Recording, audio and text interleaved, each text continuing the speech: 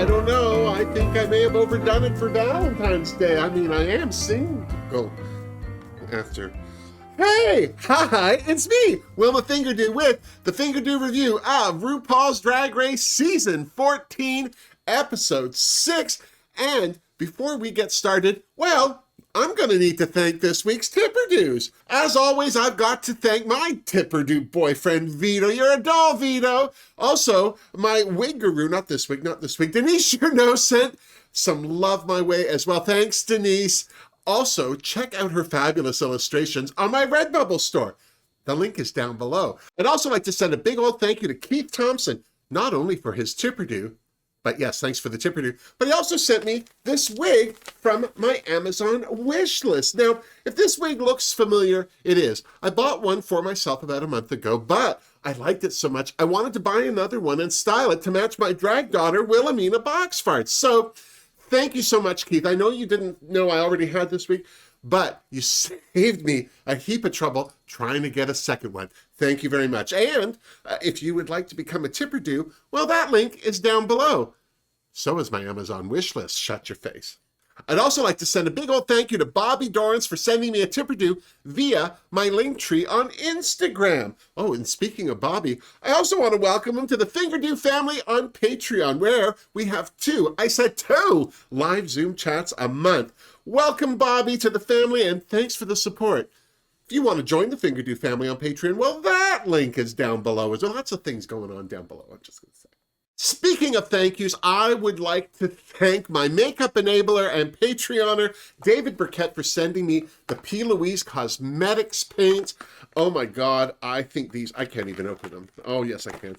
I think that these things are so fabulous. If you want to have your eyeshadows pop, get yourself some of these. These are great eye primers that just, well, they help boost all the colors of the rainbow. Shut your face. And finally, I couldn't go anywhere today. Well, I can't go anywhere today. I'm practically handicapped in these. But I would like to thank the House of Milan once again for another stunning set of nails just in time for Valentine's Day. If you would like to check out their work on Instagram, the link is down below. But it is basically the House of Milan 2021. There you go. Now, Jorge, drink me. Oh. I don't know why I'm excited. Is it Coke, rum and Coke? Yeah.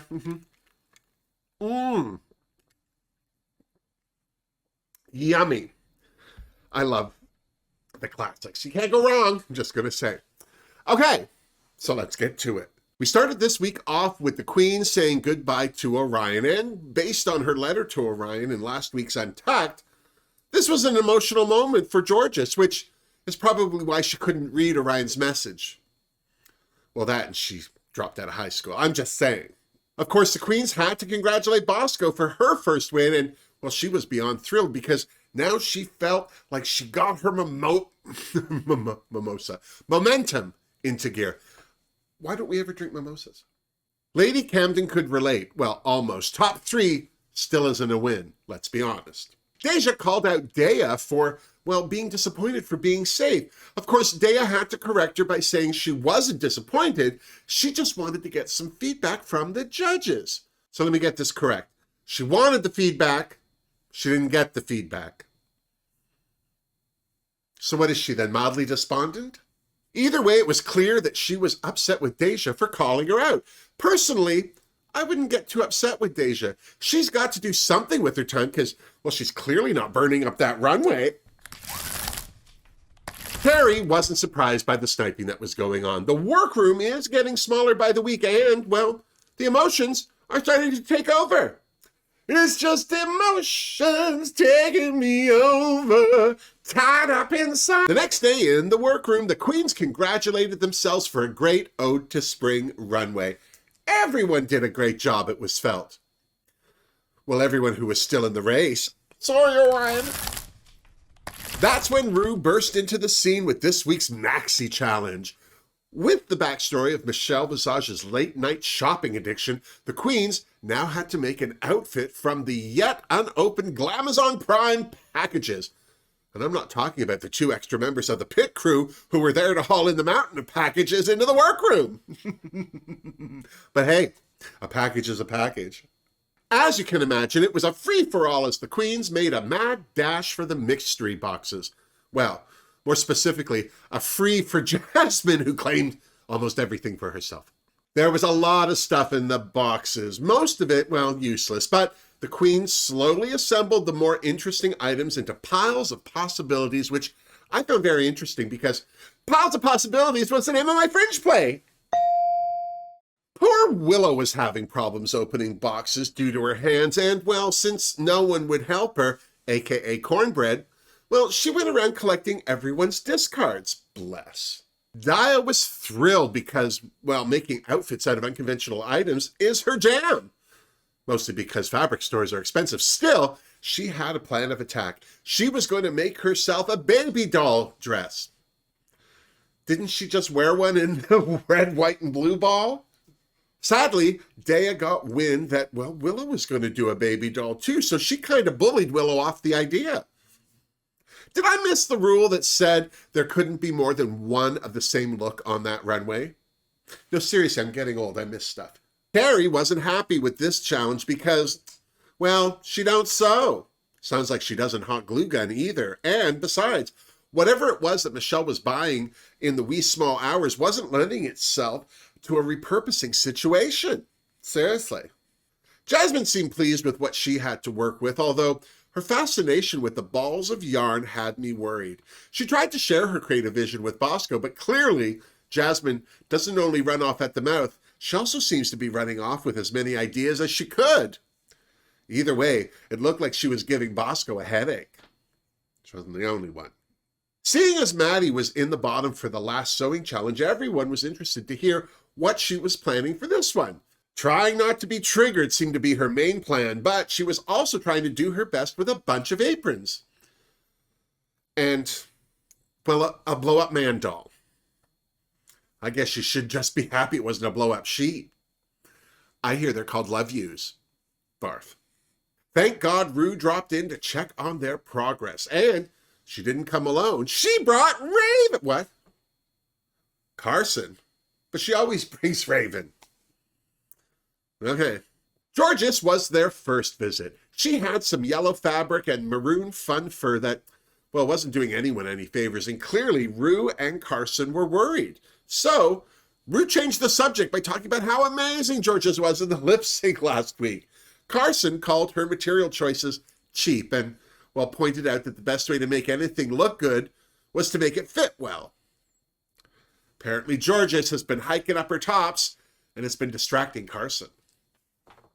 What had been distracting Daya was Georges' lack of confidence where her fabrics were concerned. Well, thank God she shared that with us because I know I was wondering what Daya thought. Carrie was next, and she surprised Rue with a good start on a cute idea.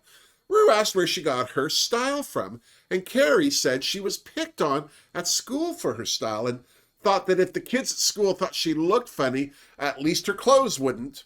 Although, not an ideal situation, it's obviously given her a great fashion sense today. So here's to Carrie giving those haters no mind. Seriously. Maddie was next, and neither Rue nor Carson liked what she had so far. It was two 1970s country restaurant hostess for them. Rue's advice? Drag is all about the crotch and whether or not one's pussy is on fire. I hate that saying, I really do. As for Maddie, she was shocked. How she's lived this long as a drag queen and not been told to light her pussy on fire before is a mystery to me. But at least she said it felt like it was warming up. Or she was developing a urinary tract infection. Either way, it certainly gave Maddie something to think about. Get her some cranberry juice. Angie was next. She was working with some blinds that she'd pleated into fans.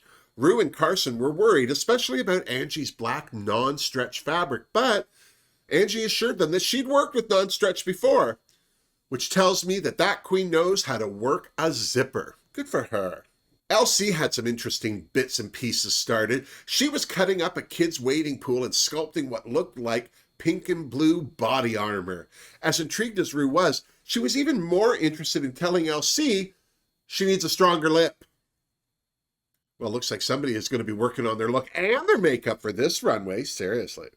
Jasmine Kennedy was next, and even though Jasmine spells her last name with an I-E, Ru thought it would be a good idea that Carson not bring up the Mary Jo Kopechne tragedy at Chippewa. Apparently he brings that up a lot. Insensitive. Although Jasmine had a sketch and a plan, Carson was worried that she was making it too complicated. You think? Willow Pill was next. Since the last time Carson saw Willow was during the ball challenge, he was expecting a lot from her this week. Willow had some interesting ideas based on nightmares that intrigued Ru, but she didn't have much else. No wonder her butthole was clenched. Or maybe that was down to the catering. Daya was next. She was basing her look off a puppet she unboxed, which, well, is as good a start as any. She told Carson and Ru that she's used unconventional items all the time, so that might be why Daya took this moment to get some feedback from Ru and Carson on her drag than on her dress. Their feedback? Less crystal, more Daya. Ask and ye shall receive. As the queens got back to work, Willow was worried. Her hands weren't cooperating, and it was starting to jeopardize her being able to finish her look in time. Bless Willow, seriously. Meanwhile, Carrie was teaching Angie about the red carpet step and repeat. You know, that's where you gnash your teeth for the paparazzi before you enter the event you've been invited to. Something Carrie was sure a glamour queen such as Angie was going to become familiar with soon enough. Step, repeat. Step, repeat. Step, repeat. I needed a better pose. Daya was a bit pissed off that Carson compared her to Crystal Method. Personally, I don't see it. Yes, when Daya paints a little over the top, she does look like Crystal, but for the most part, I think her look is more refined. Just me. Georges was having issues with the dress that she pulled together. It was shedding everywhere and frankly was beginning to look like a fuzzy potato sack. Without being asked, Angie offered Georges some of the fabric she wasn't using as an alternative. Here's to Angie. Step, repeat. Step, repeat. Step, repeat. One thing that Georges had going for her was that everyone was worried about her landing in the bottom. She proved the last time that she's such a fabulous dancer that no one wanted to be up against her in a lip sync. Here's to Georges making those other queens sweat. Seriously. And then it was Elimination Day. LC was doing as she was told. If Ru wanted her to have big lips, well, she was going to have the biggest. Seriously. Jasmine, Angie, and Carrie talked about who was in trouble.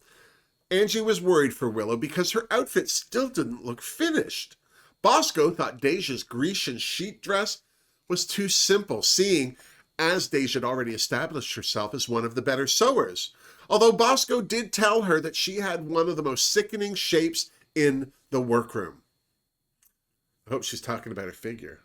Angie didn't. She took offense that her shape wasn't considered the best, but Georges explained to her that, well, no one pats like that anymore, and proved it by showing off her derriere with a little voguing. I guess the proof really is in the pudding. And yes, Pudding was my drag queen name in high school. Well, that's before Ginger Minge's movie on Netflix. Carrie talked about being kicked out of the home at 15. Her sports military dad was disgusted by her and her feminine energy. He told her that her voice was gross to him. But she took strength in the fact that, well, she didn't like him much either, so there was not a lot of love lost there. Not that that makes it easier to hear, just saying. Jasmine was outed to her dad by one of her friends at 15 who found her Instagram account. Personally, I would have thought the bigger issue would have been why a grown man was trolling a 15-year-old drag queen's socials, but then, that's just me. Jasmine's dad knew she was gay, but he didn't want a drag queen for a son. Thankfully, it was her dad's girlfriend who was instrumental in getting him to change his mind. Here's the fabulous girlfriends who teach their boyfriends something. That's funny. Maddie's dad knows she does drag, but she hasn't seen her mom since she was 18. Her parents split when she was 2, and the last time Maddie saw her mom was at her high school graduation. Because of this, Maddie's grandmother raised him, but she doesn't know she's a drag queen. I'm guessing she doesn't have a TV either, just saying. I would just like to say this about grandparents. They know everything. They haven't lived this long without learning a few things, and most young people think they have no idea what's going on. It's a lie. Just saying. LC told her dad she was gay as he was dropping her off at ballet boarding school. Personally, I think he would have been disappointed if she wasn't. Just saying. And then it was time for the runway.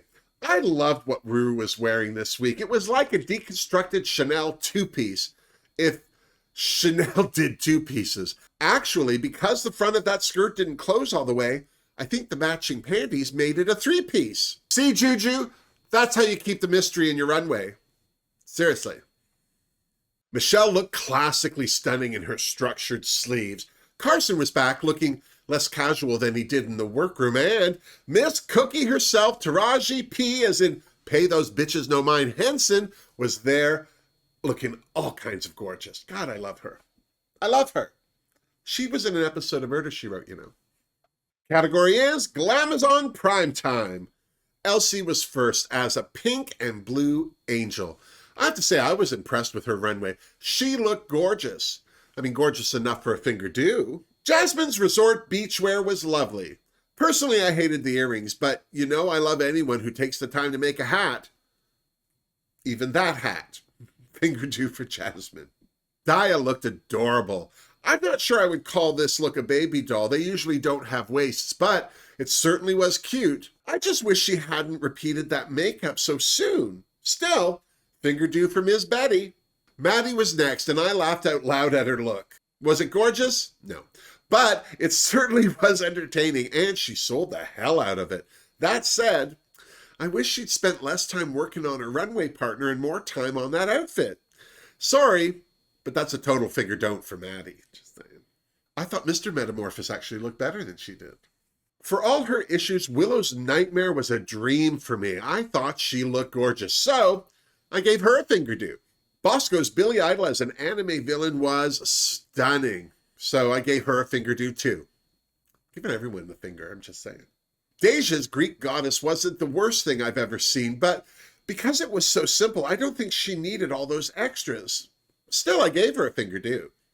Angeria's glamorous little black dress was beyond stunning. She looked almost too good for a Fingerdoo, but I gave it to her anyway.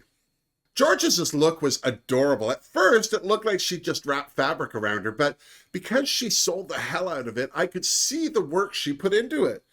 Fingerdoo for George's. Seriously, she's no slub, I'll tell you. I'm kind of sorry that Carrie followed George's because of the two shorty dresses, I like Carrie's the least, but it still looked fabulous, and she looked beautiful in it. So, Fingerdoo for Miss Colby. And yes, shorty dress was my drag queen in high school. And then it was time for the judges' critiques. Daya, Willow, Bosco, and Carrie were all safe, so they frigged off out of there. Elsie was first up for a critique, and her lips were second. Everyone was thrilled with her runway. Carson thought her look was a little costumey, but in a good way. But Ru was thrilled that she'd done something about her mush maker. Jasmine was next. For the most part, no one hated her look. She just had too much going on. If she'd lost the earrings and the hat, it might have been better. Still, Taraji loved her tig old biddies. Who doesn't? Maddie and Daddy Metamorphosis were next. Carson, well, he didn't get it. Ru thought that Maddie was hiding behind her prop, and Michelle hated her skirt length.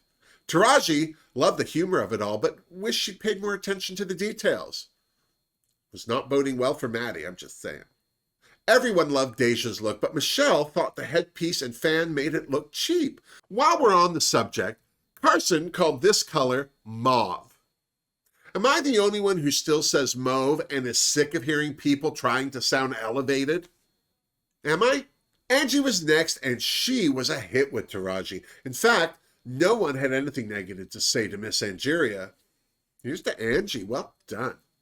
Georges was next, and Carson was happy she ditched the fuzzy aubergine fabric. Taraji loved it and could see Beyonce performing in it. Georges thanked Angie for the fabric in front of everyone, which I thought was nice. Ru wanted to see her perform in that outfit, but clearly she was not going to land in the bottom this week. Here's to Georges. Well done. And then the queens frigged off to the Untucked Lounge. Daya was beyond thrilled that she was safe again. She had a gob on her like she was the only one who tried her hardest to be on top. Bless. Carrie was sick of being safe too, but at least she was able to look at the bright side that she would be there for another week.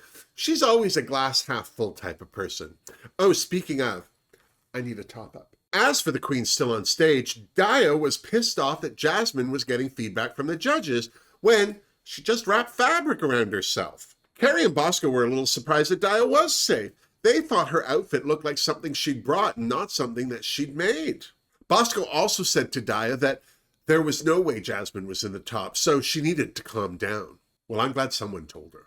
Willow was thrilled to be safe. Sure, she was hoping to be in the top, but she was worried thinking about how it would have gone if she'd had to lip sync. But when it was all said and done, she thought her child's nightmare was the best concept. I don't think she's wrong. Bosco was another one that the safe queens liked, although Carrie was doubting her look until she pulled it all together. Although Carrie did think that Bosco's rat tail was what held her back. I'm surprised she noticed it. Then the rest of the queens entered the workroom. Right away, Jasmine announced that she was in the bottom, which must have made Daya feel a little bit better. Georgia said she felt like she was in the top, but admitted she was surprised that the judges liked her look, and I'm sure she wasn't the only one. Angie proudly announced that she was in the top too, but the icing on her cake was getting praise from Taraji P. Henson herself. You suck that up there, Miss Angie. Seriously. Maddie tried to bluff the queens by saying the judges loved her look. Well, they didn't. And then she got a little lippy about having to send Jasmine home like she did June. Hello? Has she met Jasmine? She's a dancer, which is way more than I can say for Maddie, bless. Jasmine felt the same way, and she and Maddie went in. No matter how Maddie said she was going to fight to stay, it sounded like she was slagging Jasmine off. Jasmine wasn't worried because she's a solid performer who does this all day long. Too bad this isn't dancing, I'm just going to say. Maddie was caught up in the drama of Jasmine saying she's better than her. Maddie kept saying that they were in the same position, but all that meant was that neither of them can sew. Thank God Taraji entered the workroom and broke it up, even though, well, Jasmine told her she just missed it. That inspired Taraji to tell the queens that, well, she didn't see any losers in the room. She told them that she didn't get into theater school, but she didn't let that get her down. It made her try harder because she knew she had what it takes. The proof? Where are all those actors who did make it into that theater school today? God, she makes it so easy to love her.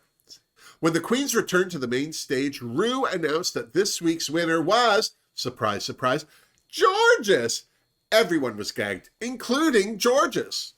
Here's to her, seriously. I have to say, I'm sorry that Daya was pissed off about Georges winning because it's giving production the fodder to give her a villain edit. Keep your eye on the prize, Daya. Seriously.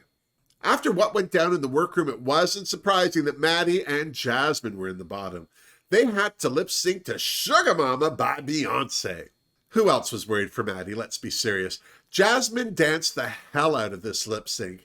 As for Maddie, well, it's too bad she didn't lose that skirt like Jasmine did. It's also too bad that Maddie tried to get in front of Jasmine because it just made her look like she was sabotaging her. I'm so serious. When it was all said and done, it was no surprise to anyone that Jasmine shantaed. So the only question that remained was, did Maddie have the gold bar? No. So it was goodbye to the first cisgendered heteronormative male queen on RuPaul's Drag Race.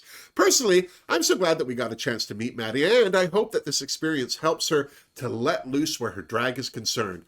I certainly look forward to her post-show glow-up for sure.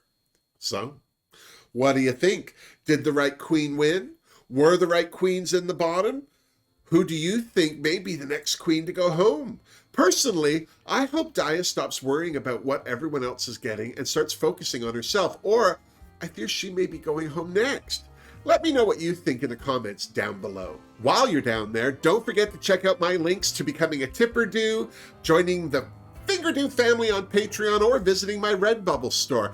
I also have links to Denise Cherneau's Instagram. I also have link to Milan, House of Milan 2021's Instagram.